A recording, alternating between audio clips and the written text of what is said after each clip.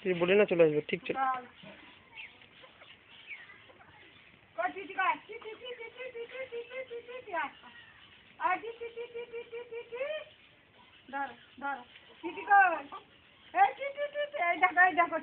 মারবে ওইটা দিয়ে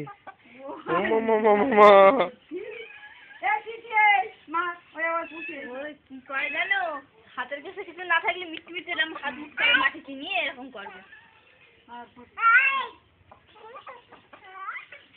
দেখিস পড়িস না